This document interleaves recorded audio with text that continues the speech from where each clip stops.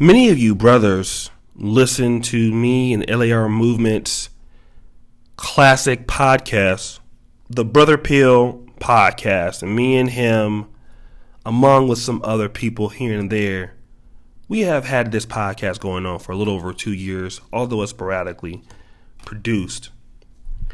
And LAR Movement is such a bright guy, and I mean, you think about content creators who are just very intelligent. I mean, this guy is, I'll put him in his own category because he comes out with so much content and is so well thought out. He makes the case when talking about black male issues and dating problems and things like this. He talks about the emergence of female dating coaches and femininity teachers. And he goes to talk about this because, black women say that a lot of times brothers are not masculine enough and black men have all these problems and stuff like that. And they're not always wrong. But LAR Movement points out to the fact that there's definitely a problem in black femininity because, look, they have femininity coaches. But learning femininity at age 36 is too late. Let me address that, man, because this is a very interesting statement. I know this is something that a lot of brothers complain about, a lot of black men complain about, and a lot of brothers talk about the lack of femininity that you get in America. And, typically not just with black women, but just in the general space.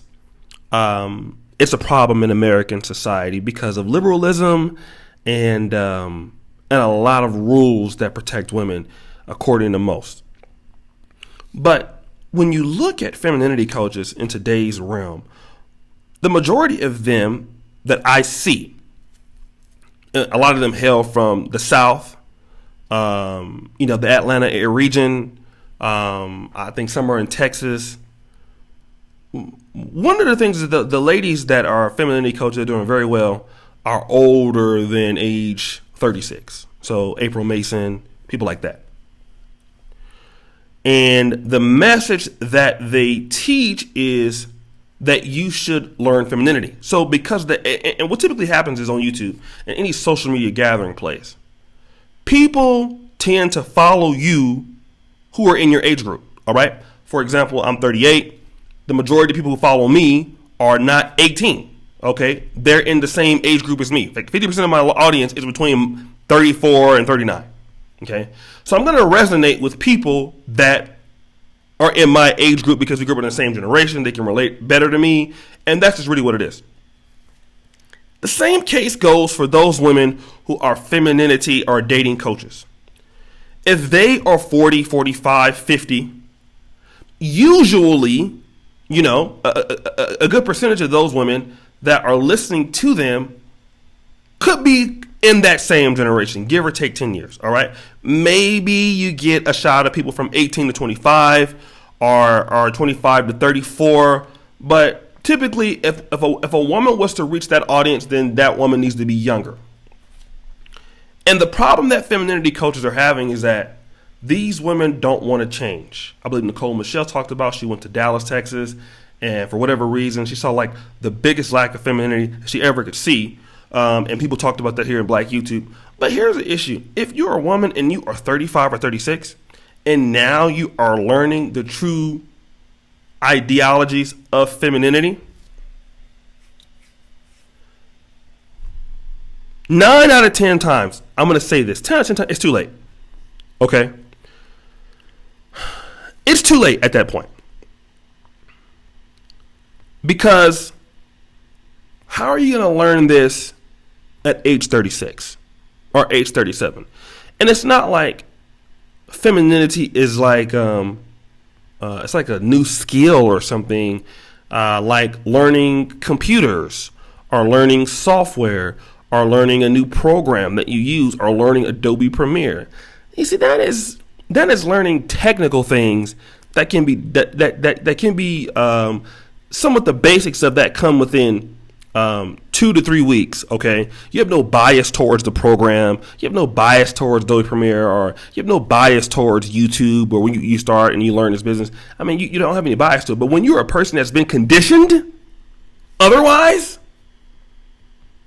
you've been conditioned to maybe look at men in a certain way, black men in particular, it's too late.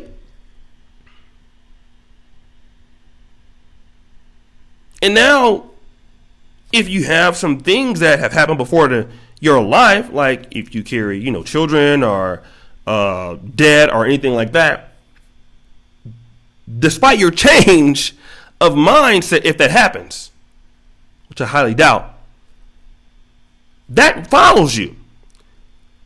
But also, at age 36, you just don't look like you did at age 26 or at age 21. This is another thing, too. I was talking to some person the other day. I shall remain nameless. And she told me that she was going to go to Italy and she was going to find, a white guy, and she's not attracted to black men anymore. And, and she wants a real relationship, and, all that, and it's not 36, but this is at like 31, 32. With a lot of debt, a lot of personal problems, and you're going to take those problems over to Italy after you've been dealing with Pookie and Ray Ray type of dudes all of your life, dealing with all type of emotional issues and stuff like that. I mean, now you're looking all of a sudden to get ready for Zaddy or to get ready for somebody else, and even at 31, 32, it's too late, because it's not just, because some women might still look good. Okay, let's take the fact, okay, you're 36 and you still look good. Okay. But the emotional abuse that some of these women have taken from some of these guys that were no good have permanently damaged them. Okay. It has made some of them uneasy to deal in relationships. It has really ruined them. Okay. And that is something that when you have been shaped by the world, and you look at the world as such, you're not going to be able to be ready for a guy who is, around your same age, that has things going and has money and stuff like that. 40. I mean, a lot of times guys like younger women because they don't have as many problems. All right. It's not always about the looks. A lot of times brothers like younger women. I mean, outside of the fact that they look good, but they're still open to the world. They can still be shaped. Okay, they still have a positive outlook on life. They still have, a man can really change a woman's perspective at the age. She's still open to learning things. That happens less when you're 36, and that happens less when you're 40, and it definitely is going to happen less the other way around. And this is what I'm saying. If learning femininity at age 36 is new for you,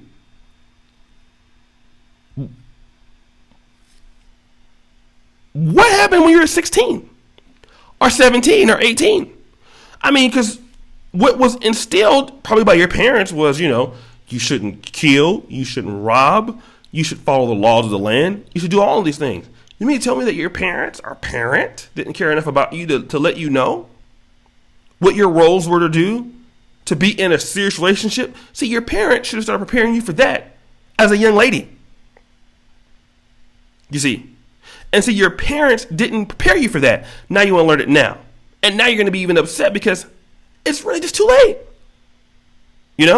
It's almost like some guy 36 declaring for the NBA draft. Okay, it doesn't matter that, you're still athletic, you're still in shape.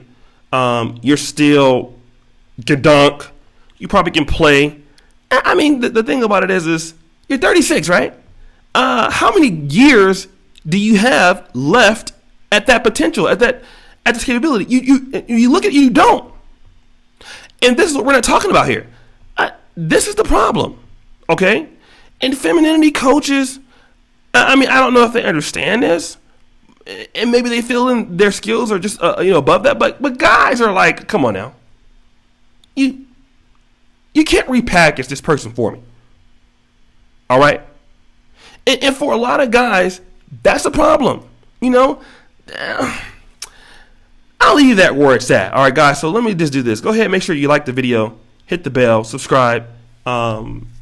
Make sure that you get all my contact information towards the first comment pinned to the top. Don't forget to get your Black Men Are Perfect t-shirts. Also pinned to the top in the Negro Minister store. And as you know, the buffoonery remains at an all-time high. I'm out.